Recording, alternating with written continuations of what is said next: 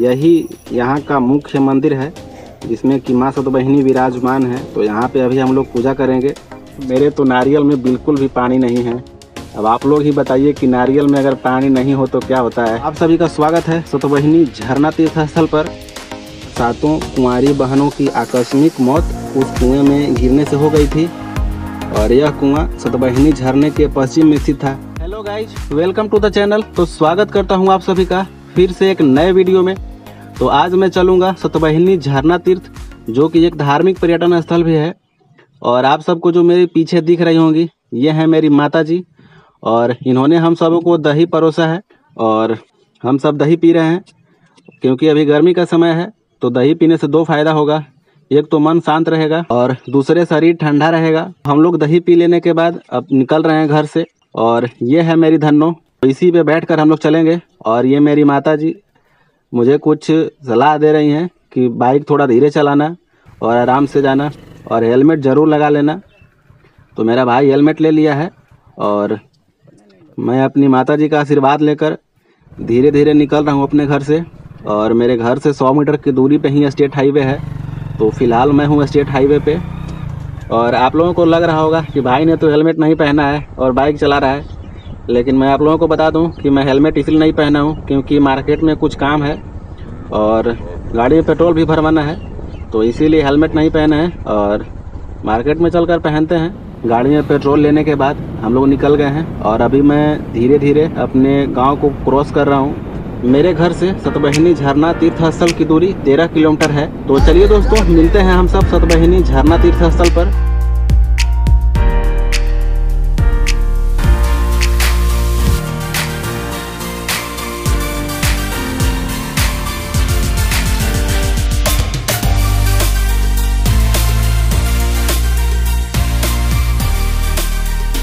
जैसे जैसे हम लोग मंदिर के पास पहुंच रहे हैं वैसे वैसे रोड की स्थिति थोड़ा ख़राब होते जा रही है। क्योंकि आप लोगों को बता दें कि ये रोड तो फिलहाल काफ़ी बन चुकी है, लेकिन आज से 7-8 वर्ष पूर्व यहाँ पे किसी भी तरह की कोई रोड नहीं होती थी। यहाँ पे इसी खेत में यानी किसी टाँड़ के ऊपर लोग कुदाल से कोड़ करके और इसे बराबर कर देते थे, यानी कि प्लेन कर देते थे और इसी पे लोग आते जाते थे। लेकिन 7-8 वर्ष पूर्व यहाँ पे एक रोड का निर्माण हुआ जो कि आप लोगों को दिख रहा होगा। और इस वक्त हम लोग पहुँच गए हैं सतबहिनी झरना तीर्थ स्थल के कैंपस में। आप सभी का स्वागत है सतबहिनी झरना तीर्थ स्थल पर। तो अभी हम लोग यहाँ अपना गाड़ी को पार्किंग एरिया में पार्क करेंगे। गाड़ी पार्क कर लेने के बाद अभी हम लोग देखेंगे कि प्रसाद कहाँ पे मिलता है। उसके बाद अभी जाएंगे प्रसाद लेने के लिए। और यहाँ पे प्रसाद का दुकान है 2-3, क्योंकि अभी उतना ज़्यादा यहाँ पे भीड़ नहीं रहता है, इसीलिए यहाँ पे दुकान सारे बंद पड़े हैं। लेकिन फिर भी प्रसाद के 2-3 दुकान खुले हैं। तो चलिए हम लोग भी एक दुकान से प्रसाद लेते हैं। और ये भाई साहब हम लोग का प्रसाद पैक कर रहे हैं। और प्रसाद लेने के बाद हम लोग यहाँ पहुँच गए हैं, जो कि मंदिर का अंदर जाने का मेन रास्ता है वहाँ पर। तो यहाँ से हम लोग अंदर मंदिर में प्रवेश करेंगे। तो कुछ ही दूरी पे चलने के बाद हम लोग को जो सबसे पहला मंदिर मिलता है वो साक्षी गणेश मंदिर है। और यहाँ पे गणेश भगवान जी की मूर्ति स्थापित है। और ये जो आपको सामने दिख रहा है यही है माता सतबहिनी का मुख्य मंदिर। तो चलिए चलते हैं वहाँ पर। और ये जो आप लोगों को छोटी पुलिया दिख रही है, इसका भी निर्माण फिलहाल में ही किया गया है। पहले यहाँ पर लकड़ी का पुलिया हुआ करता था जो कि काफ़ी खतरनाक होता था, क्योंकि बरसात के दिनों में यहाँ जब पानी भर जाता है तो लोग अपनी जान जोखिम में डालकर यहाँ पर पूजा करने के लिए आते थे। लेकिन जब से यह स्थल झारखंड टूरिज्म के अंडर में आया है, उसके बाद से इसका विकास जो है काफ़ी तेज़ी से हो रहा है। और आप लोगों को यहाँ जो पानी जमा हुआ दिख रहा है, तो सामने वाली पहाड़ से यहाँ पे झरना गिरती है, जो कि नीचे यहाँ पे कटोरा नुमा स्थल बना हुआ है, उसी में जाकर गिरती है। और ये जो झरना है वो लगभग 25 से 30 फीट की ऊंचाई से गिरती है। यहाँ आने के बाद दोस्तों अलग ही लेवल का शांति मिलता है। यही यहाँ का मुख्य मंदिर है जिसमें कि माँ सतबहिनी विराजमान है। तो यहाँ पे अभी हम लोग पूजा करेंगे। चलिए दोस्तों यहाँ पर पूजा करते हैं, उसके बाद मिलते हैं फिर।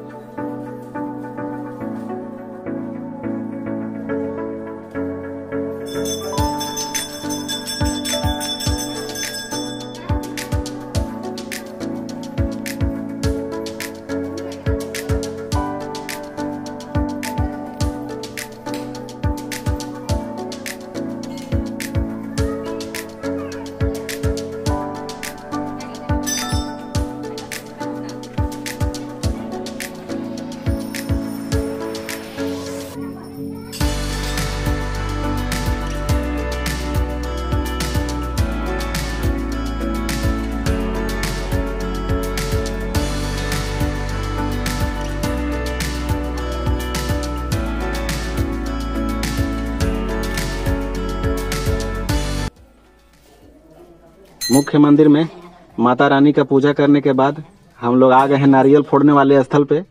और ये मेरा दोस्त है जो कि नारियल फोड़ रहा है, वो भाई साहब, इसका नारियल में तो काफ़ी सारा पानी निकला है। अब देखते हैं मेरा क्या होता है। मेरे तो नारियल में बिल्कुल भी पानी नहीं है। अब आप लोग ही बताइए कि नारियल में अगर पानी नहीं हो तो क्या होता है। यहाँ पर नारियल फोड़ने के बाद हम लोग जा रहे हैं माता जी को प्रसाद अर्पित करने।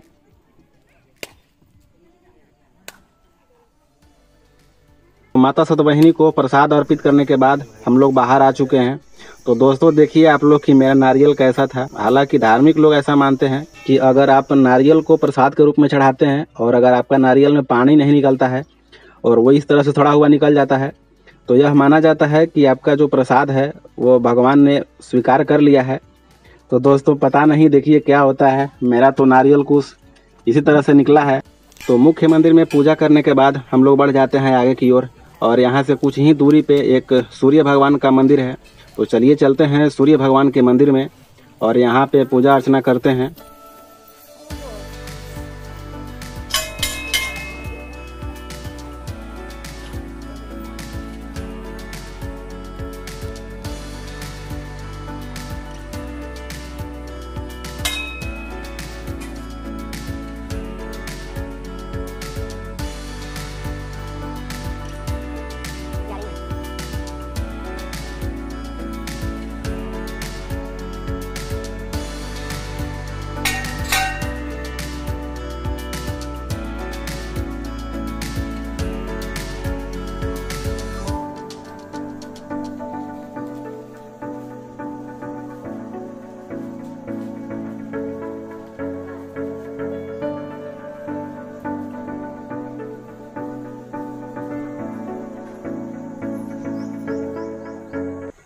और सूर्य मंदिर में पूजा कर लेने के बाद यहीं पे कुछ ही दूरी पे एक राम भगवान का मंदिर का निर्माण किया जा रहा है जो कि अभी अंडर कंस्ट्रक्शन है।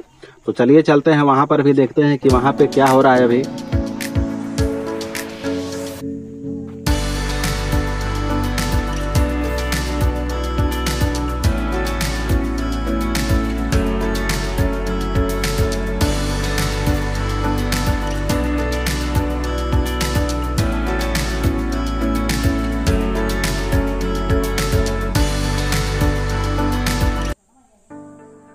दोस्तों अगर सतबहिनी झरना तीर्थ स्थल की बात करें तो यह झारखंड के गढ़वा जिला के कांडी प्रखंड स्थित जो यह सतबहिनी झरना है वैसे तो किसी परिचय का मोहताज नहीं है, जो कि अपनी खूबसूरती के लिए काफ़ी प्रसिद्ध झरना स्थल है।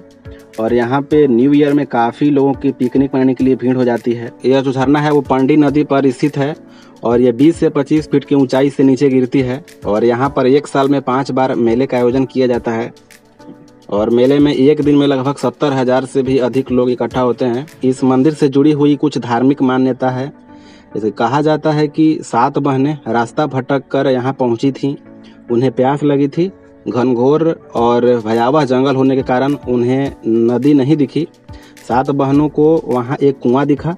बड़ी बहन ने सभी बहनों के दुपट्टे को गांठ लगाकर जोड़ा और कुएं में डालने लगी। इसी क्रम में वो कुएं में गिर गई। दूसरी बहन ने फिर से वही किया। तीसरी बहन ने भी वैसे ही दोहराया। एक एक करके सभी बहनें कुएं में गिर गईं। इस प्रकार 7 कुंवारी बहनों की आकस्मिक मौत उस कुएं में गिरने से हो गई थी। और यह कुआं सतबहिनी झरने के पश्चिम में स्थित था, यानी कि जो अभी झरना नीचे गिरती है उसी के पश्चिम में वो कुआं स्थित था। हालांकि अब कुआं तो दिखता नहीं है, लेकिन उस कुएं के जगह पे आज भी कटोरा नुमा एक जगह है, उसी के पास झरना गिरती है। और मान्यता है कि कुमारियों की आकस्मिक मौत होने के कारण 7 बहनें देवी के रूप में अवतरित हुईं। 7 बहनों ने बाबा सामदास को प्रत्यक्ष रूप से कहा कि झरने के पास एक मंदिर का निर्माण करवाकर 7 बहनों को स्थापित करवाया जाए, साथ ही वहां पूजा अर्चना प्रारंभ किया जाए। प्राचीन काल में कोई विशेष सामग्री की व्यवस्था उपलब्ध नहीं होने के कारण मंदिर का निर्माण तो नहीं हो सका था, लेकिन 7 बहनों को यहाँ पर स्थापित कर दिया गया और यहाँ पर यज्ञ का आयोजन किया जाता है। तब से यह स्थल सतबहिनी झरना तीर्थ के नाम से प्रसिद्ध हो गया। और यहाँ पर दूर दराज से लाखों की संख्या में पर्यटक आते हैं और दूर दराज के लोगों में भी इस मंदिर के प्रति काफ़ी आस्था जुड़ी हुई है। तो अगर आप भी इस मंदिर में आकर माता रानी का आशीर्वाद लेना चाहते हैं तो यहाँ जरूर आइए।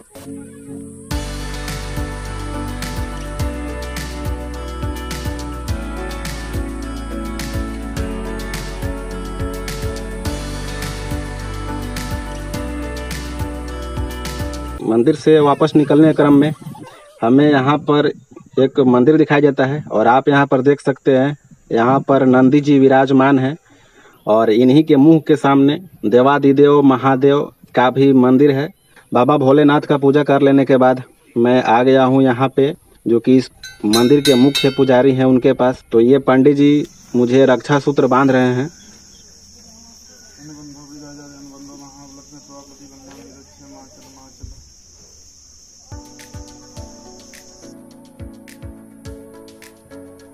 तो पंडित जी से रक्षा सूत्र बंधवाने के बाद हम लोगों ने प्रसाद लिया और दान दक्षिणा देने के बाद अब यहाँ से हम लोग निकलेंगे। तो दोस्तों, अगर आप भी माँ सतबहिनी का आशीर्वाद लेना चाहते हैं तो आप जरूर सतबहिनी झरना तीर्थ स्थल पे पधारिए। आप सभी का स्वागत है, यहाँ पर आइए और माता रानी का आशीर्वाद लीजिए। अगर आप भी यहाँ पे आना चाहते हैं तो यहाँ का जो नज़दीकी रेलवे स्टेशन है मोहम्मदगंज है। तो अगर बस या फिर अपना पर्सनल गाड़ी से यहाँ पर आना चाहते हैं तो गढ़वा से यहाँ की दूरी लगभग 70 किलोमीटर के आसपास में है। आप आसानी से यहाँ पर पहुँच सकते हैं। तो दोस्तों, मंदिर में पूजा कर लेने के बाद अब हम लोग अपने घर की ओर निकल रहे हैं।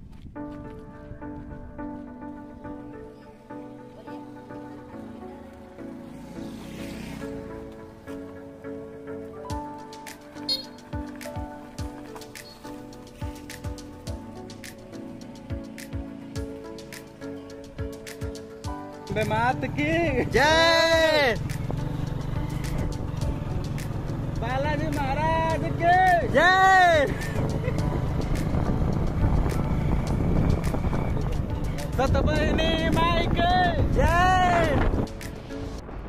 तो दोस्तों, उम्मीद करता हूँ आप सबको यह जगह काफ़ी पसंद आया होगा और काफ़ी अच्छा लगा होगा और यह वीडियो भी पसंद आया होगा। अगर वीडियो पसंद आया है तो वीडियो को लाइक और शेयर कीजिए और चैनल को ज़रूर सब्सक्राइब कीजिए। तो मिलते हैं फिर से एक नई जगह पे नई वीडियो के साथ। तब तक आप सब स्वस्थ रहिए, सुरक्षित रहिए और stay connected and keep watching. Love you.